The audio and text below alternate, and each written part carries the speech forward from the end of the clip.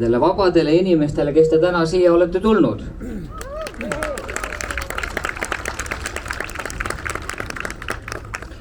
Enne kui ma ennast hakkan tutvustama, ma räägiks, mis ma märkasin. Midagi väga erakorralist. Väidetavalt meie Balti kett, mis oli Molotov-Ribbentropi pakti jaoks korraldatud.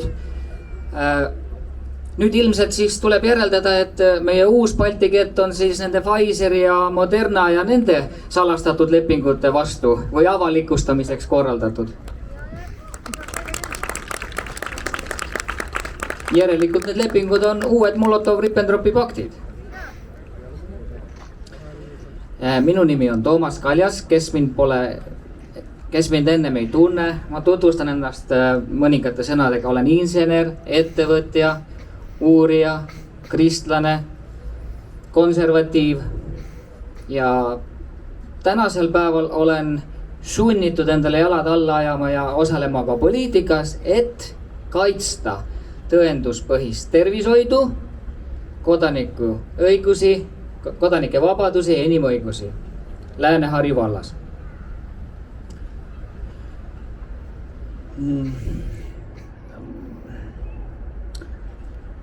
Ma pidasin ka eile Pärnu taga ühe kõne, kus mul oli kaasas raamat, Peeter Kötse raamat. Raamatu pealkiri on Tappev meditsiin ja organiseeritud kuritegevus. Ja autor selles raamatus ei väida, et farmaatsiatööstus on lõpuni mäda, vaid ta dokumenteerib selle ära.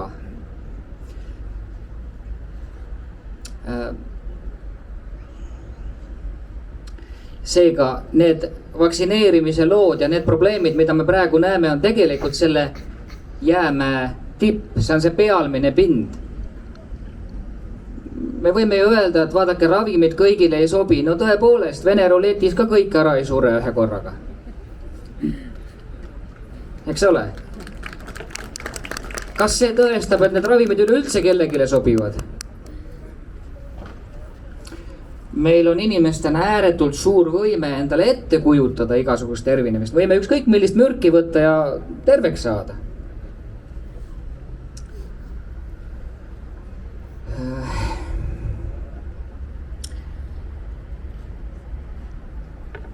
Praeguse aja kõige kuumem teema on ilmselt vaktsineerimine. Siin oli meil näiteid lastest, kes on vaktsineerimata. Minu peres on ka 3 sellist last, neil ei ole arsti juurde midagi asja. Nad võivad seal käia lihtsalt paraadil esinemas, kuidas terve ollakse.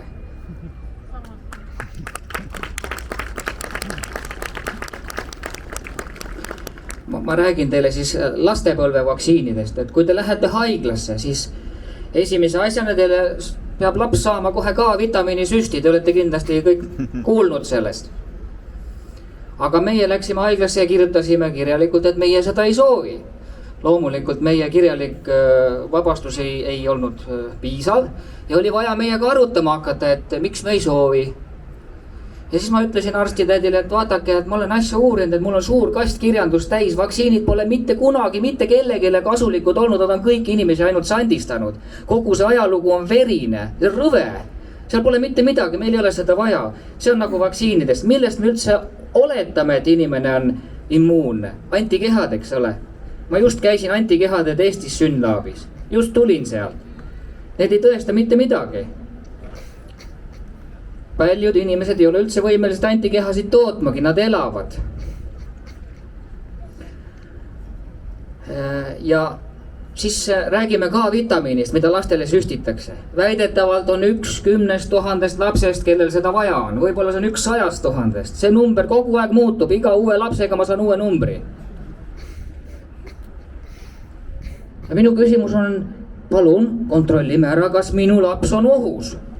Kui on ohus, paneme K-vitamiini juurde. Ja kuidas me saaks seda teha? Me saaks juba nabanöörist võtta verd natukene ja vaadata, mis sinna ema seest läheb. Ei, seda me ei saa teha. No siis võtame laps, kui ta on juba sündinud ja niikuinii võtate verd, vaatame sealt. Ei, see on lapse piinamine. Aga sinna sisse süstimine, see on muidugi hea. Okei. No siis ma küsin, et vabandust, aga millist K-vitamiini te süstida tahate? ja arstil kukub suu lahti. Oot, ma ei oska öelda, ma pean arvutist vaatama. Klõp.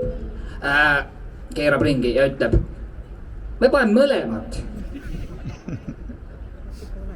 K1 või K2, me paneme mõlemad. Okei, aga sel ajal ma ei osanud ka küsida, et palun anna siis see, mis see toode on, ma tean, mis see toode on, see on Konakion, see on sünteetiline K1. Tähendab, arst mõtles selle vastuse selgelt välja, et piinlikust olukorrast välja tulla. Aga kui järgne arst mulle ütleb, et ma annan K1 ja K2 mõlemas, ma küsin, et aga mis tüüpi K2 sa annad? Kas MK4, MK7, MK12 või midagi muud? Või mis vahe on K1 ja MK4 tüübil? Need mõlemad võivad sama töö ära teha. Ja samamoodi ütlesime arstile, et meie ei pane oma lastele suu kaudu D-vitamiini suhu, me oleme asja uurinud. Pole vaja panna, miks peab panema lapsele tilgutama D-vitamiini suu sisse? No meie ikka soovitame niimoodi, see on meil range soovitus niimoodi. Ma ütlesin, aga teate, sellepärast te panete lastele D-vitamiini, et need emad, kes lapsi sünnitavad, nendel ei ole vitamiini sees. Ja sealt rinnapiimast ei tule midagi välja, siis peab juurde panema. Aga meie teeme niimoodi, et me tõstame selle 120-130 nanomooli peale veres ja meil ei ole midagi vaja teha. Ei, meie ikka soovitame, et pange ikka suukaudu juurde. Ma ütlesin, igal juhul paneme, kui on puudu, eks ole. Nii et me ei ole nagu mingisuguste meditsiiniliste protseduuride vastased, me tahame lihtsalt tõendeid, et need on kasulikud, nad meid aitavad ja ilma nendeta me hakkama ei saa, eks. Ja et asi sinna paika ja siis ma võtsin oma väikse lapse ja ma mõõtsin teda 3-kuuselt, 6-kuuselt, 9-kuuselt ja 12-kuuselt. K1 vitamiini, K2 vitamiini, D-vitamiini ja ferritiini. Ja mõõtsin samad arvud emal, täpselt samal ajal, sest laps sai kogu aeg rinnapiima. Kõik K1 vitamiin korras, K2 vitamiin super korras, parem kui emal. D-vitamiin 94% sellest, mis emal. Mitte mingi probleemi. Ja ferritiini oli puudu, aga selle kohta ei olnud ükski arst või mitte midagi. Ameerikas tõenäoliselt ütlevad, aga Eestis seda ei panda üldse tähele. Ja võib-olla see pole ka probleem, et seda puudu on. Aga nüüd ma räägin natukene vaktsineerimisest. Kui me abiellusin oma praeguse abikaasa, kes on arsti haridusega, sügavalt koolituse läbi saanud. Ja minu seisukohad olid, et vaktsiin ei ole mitte kedagi kunagi aidanud, see on täiesti jama. Siis kui ma abiellus, ma pidin talle ütlema, kallikene, ära ole väga uhke selle üle, et sa oled sealt ülikoolist välja tulnud. 50% sellest, mida sul on seal õpetatud, vähemalt 50 on kas iganenud või totaalselt vale.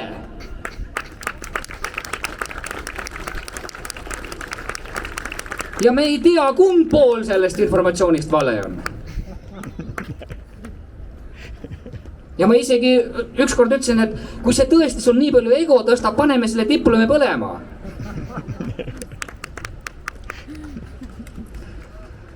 Ääre pealt pidime lahku minema. No kes see vastutab perekonnas? Teine ütleb, et ei ole vaja vaktsiini, see on täiesti jama ja teine ütleb, et kuule vaata, millised need haigused on, vaata, kus inimesed surevad karjade viisi.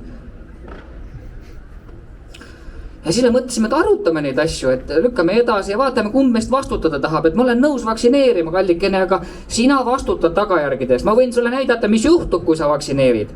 Ja sa võid mulle näidata, mis juhtub, kui ma ei vaktsineeri ja siis otsustame, kumb meist perekonnas vastutab.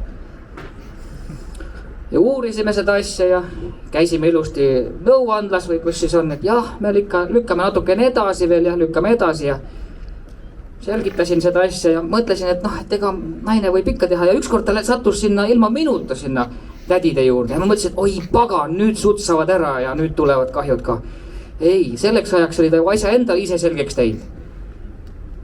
Ta pidas 1,5 tundi loengut sellele õele, kuidas kõik tema perekond, kes on kõik arstid, on kõik vaktsiin kahjustatud.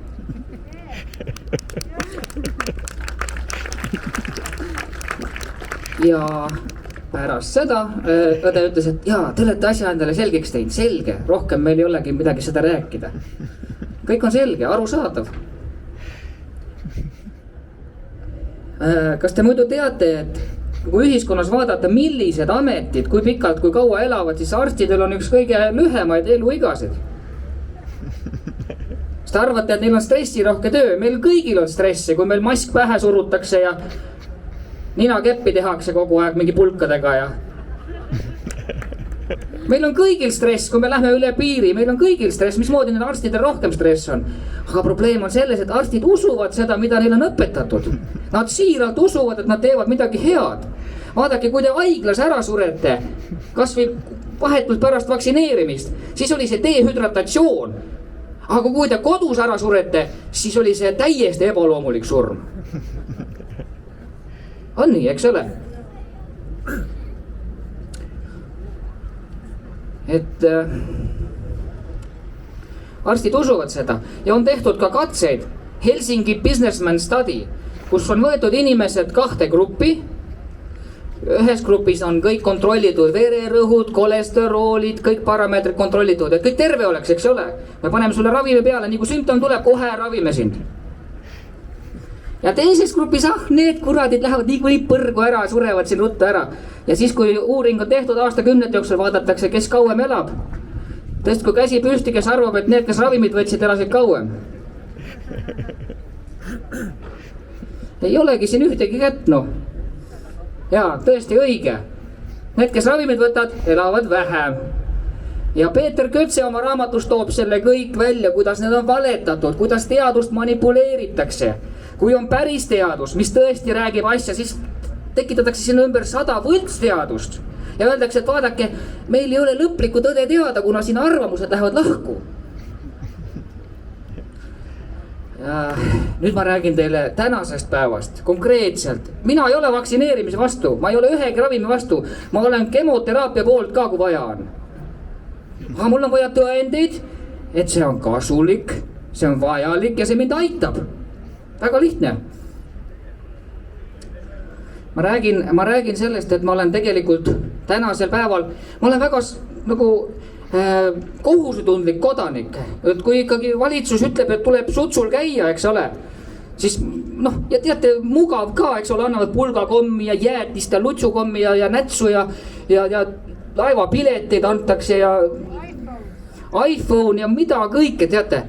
Saad aru, ja ma olen eksinud, ma tunnistan üles, ma olen eksinud. Varem ma arvasin, et ainukene tasuta asi siin maailmas on rotimürk. Ei ole, tuleb välja, tervis on tasuta ja riik annab seda. Kujutate ette, tasuta tervis. See tuleb ainult sisse lasta, eks ole. Pole mõtet takistada.